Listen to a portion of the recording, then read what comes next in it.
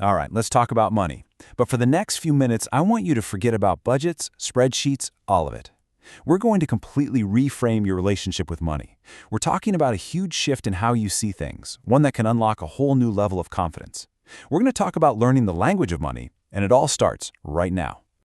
This right here, this is the heart of the problem, isn't it? This quote just hits you because it's so true for so many of us. We're just expected to figure out this incredibly complex financial world with basically zero training. And that's not some small oversight, you know? It's a massive gap that has very real consequences in our lives. And I'm guessing that sounds pretty familiar, right? Have you ever been in a meeting, or maybe just reading an article online, and you get that feeling? That feeling that you're missing something? Like everybody else is in on some secret that you just don't know? Well, you are definitely not alone. So that feeling of being left out, that little knot of anxiety that shows up whenever money is the topic of conversation, that's not on you. It's not a personal failure. It's a system failure. It's actually a flaw in the way we're taught, or not taught, to talk about finance. And this is exactly what it feels like. It's like this exclusive club, and you never learn the secret handshake. You see all the complicated charts. You hear the jargon. You know words like amortization, derivatives, quantitative easing, and it all feels intentionally intimidating. It's a barrier that's designed to keep most people on the outside looking in. But we're about to change all that. So, okay, enough about the problem. Let's pivot to a really powerful new way of thinking. This is where it all starts to click. We're going to stop looking at money like it's some big, scary test and start seeing it as a conversation we can all join. This is probably the biggest hurdle for most people. The second we hear the word finance, our brains just jump straight to advanced calculus and crazy formulas. But what if that's completely the wrong way to look at it? What if being good with money has almost nothing to do with being a math whiz?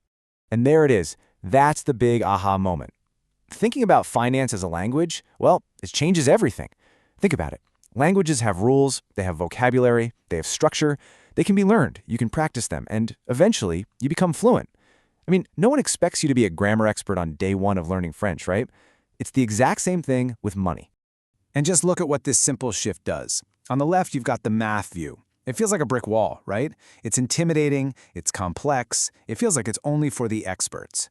But then you look over at the right, the language view. It feels like a path you can actually walk down. It's approachable, it's learnable, it's for absolutely everyone. It takes the power back. Okay, so if money is a language, how do we start learning it? Well, you start the same way you'd learn any language, with the vocabulary. We're going to learn your first 3 words right now, and you're going to see just how easy this can be. All right, word number 1, inflation. You hear this one all the time, but all it really means is that your money buys less today than it did yesterday. You know how a gallon of milk costs way more than it used to? That's inflation. It's like a silent tax that eats away at your savings if your money isn't growing. See? Simple. 1 word down. Word number 2, assets. This just sounds like a fancy word for stuff you own that can make you money. It could be stocks, a house you rent out, even a business you own. The key thing to remember is that assets are things that put money into your pocket.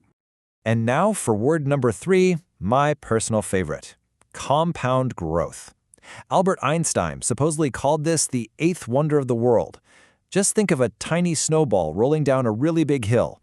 Your money makes some money, and then that new money starts making its own money. It starts slow, but over time it becomes this unstoppable force for building wealth. And just like that, you've learned 3 of the most important words in finance in, what, a minute? See? Learning those words wasn't so bad, was it? Now let's talk about how we take these individual words and build them into real fluency.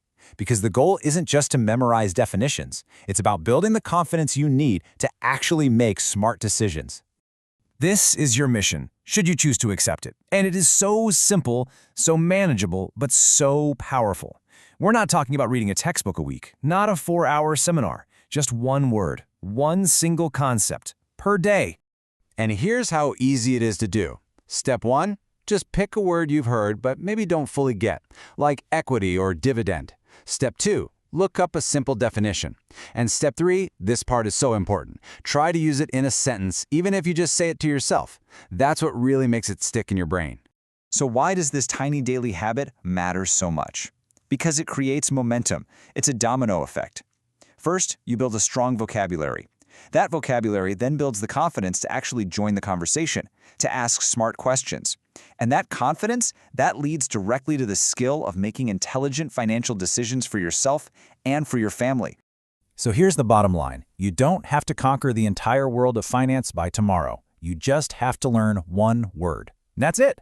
That is the first step on your path to becoming fluent.